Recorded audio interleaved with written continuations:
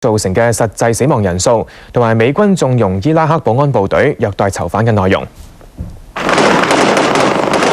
美英聯軍自03年出兵伊拉克推翻薩達姆政權之後，究竟有幾多伊拉克軍民喺戰事中死亡？美國官方一直都冇公布具體嘅數字。有英國監察組織就統計過，死亡人數超過107000人，不過實際嘅數字可能更加多。曾經揭露駐阿富汗美軍機密文件嘅維基解密，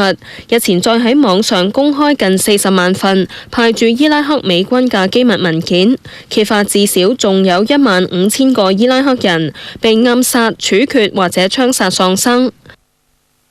呢啲文件大部分係由美軍前線人員撰寫㗎。好似其中一份就顯示美軍一架阿帕奇直升機07年曾經向2個已經示意投降嘅伊拉克人開火，而部分美軍亦都對英軍嘅戰爭罪行視若無睹，包括一個英軍用糖去吸引一個8歲嘅伊拉克女童，然後開槍將佢殺死。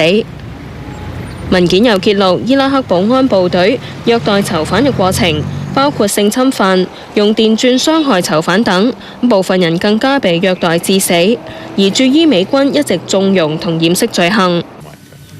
維基解密創辦人阿桑奇就表示，公開呢啲機密文件係要展示伊拉克戰事嘅真相。And the lessons of Iraq,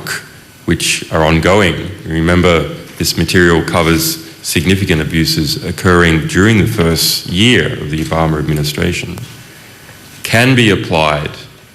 to Afghanistan and can be applied to other places. 美國國防部發言人否認駐伊美軍縱容伊拉克部隊虐待囚犯，又批評網站公開資料會危害駐外美軍嘅安全。伊拉克總理馬利基亦都透過發言人批評網站嘅做法係有政治動機，企圖加劇伊拉克嘅動盪局勢。無線電視記者鄭月朗報導。